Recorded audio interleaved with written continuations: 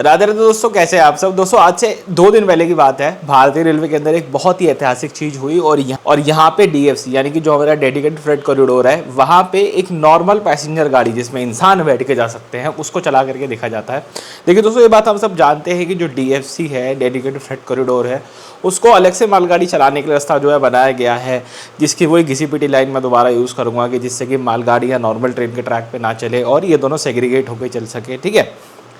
लेकिन Indian railways ने इस बार करा ये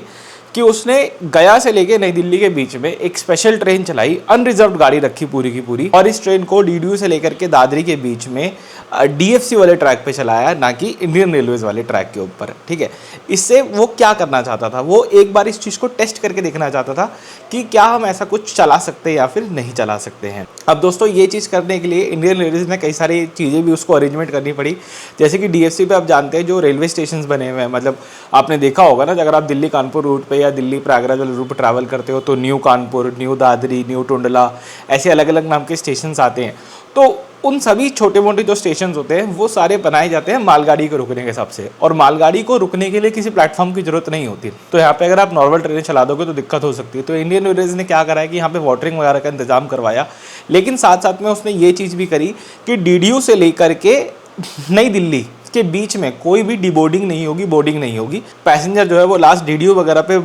चढ़ उतर सकते हैं और उसके बाद सीधा नई दिल्ली पे होगा। ऐसा करने से दोस्तों फ़ायदा क्या देखने को मिला कि इस पूरे ट्रैक के ऊपर, मतलब डीडीयू से लेके दिल्ली तक का जो पूरा सफ़र था, यहाँ पे एक स्पेशल गाड़ी अपने जो नॉर्मल टाइम है उससे बिफोर टाइम यहाँ पे जो है दिल्ली पहुँच जाती है। क्यों? क्योंकि लगातार वो गाड़ी जो है 100 की स्पीड पे जो है चल पा रही है, उसको कोई परेशानी यहाँ पे नहीं हो रही चलने को लेकर के। जब से सोशल मीडिया पे एक खबर सामने आई कि भारतीय रेलवे यहाँ पे डीएफसी पे ट्रेन वगैरह चला रही है इसको लेकर के, तो बहुत सारे लोगों के यहाँ पे कान खड़े हो गए और बहुत सारे लोग यहाँ पे भारतीय रेलवे को गरियाने लग गए और बोलने लग गए कि जब डीएफसी आपने अलग से बनाया है, डीएफसी आपने मालगाड़ियों के लिए चलाया है, तो यहाँ पे आप जो है पैसेंजर गाड़ी क्यों चला रहे हो, तो बहुत बड़ा ब्लंडर हो जाएगा, ये बहुत बड़ी दिक्कत हो जाएगी। लेकिन मैं उन सभी लोगों को दोस्तों ये बताना चाहूँगा कि इंडियन रेलवेज ने ऐसा कहा ही नहीं ना कि हम अपनी सारी ट्रेनों को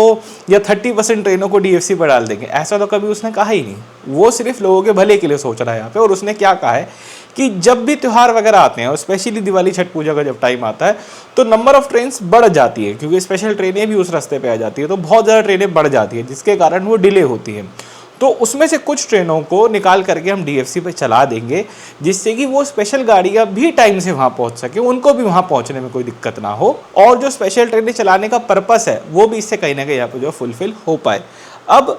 डीएफसी पे गाड़ी तेज चलती कैसे है, मतलब इसके पीछे क्या एक कारण है। देखो, डीएफसी जो होता है वहाँ पे जो 2 रेलवे स्टेशन है ना, उनके बीच में मिनिमम डिस्टेंस 40 किलोमीटर का है, 2 स्टेशन के बीच में। और इंडियन रेलवेज में 40 किलोमीटर के अंदर 10 से 15 स्टेशन आ जाते हैं बड़े आराम से। तो होता यह है कि भारतीय रेलवे की एक बेसिक इंजीनियरिंग या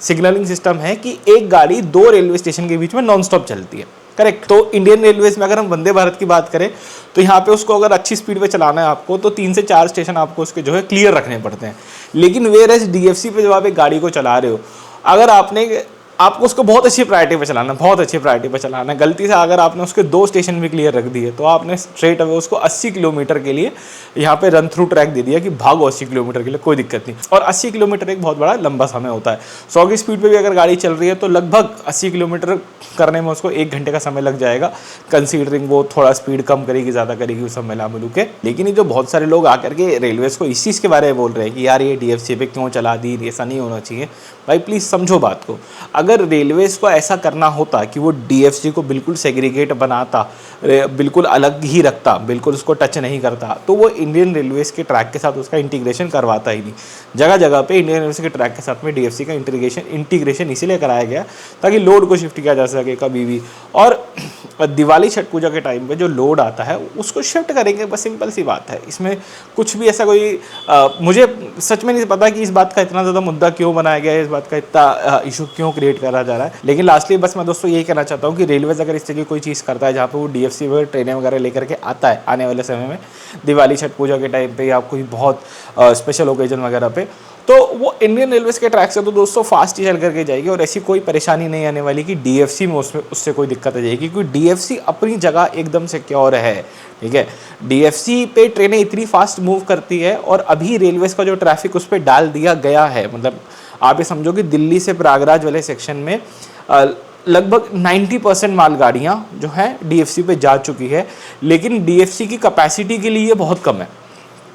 वो रेलवे की सारी मालगाड़ियाँ तो खा चुका है, लेकिन वो कह रहा है कि भाई मेरी कैपेसिटी अभी भी कुछ नहीं है, अभी तो मुझे लग रहा है कि मैंने स्टार्टर खाए हैं, ठीक है। तो DFC की अपनी कैपेसिटी बहुत ज़्यादा है, इसलिए उसको जो है इस तरीके से यहाँ पे जो है यूटिलाइज़ किया जा सकता है। बाकी आपका क्या बोलना है, आप क्या कहना चाहते हैं इस चीज़ के ऊपर, मुझे कॉमेंट सेक्शन में ज़रूर से बताइएगा। इस वीडियो में इतना रखते हैं, राधे राधे।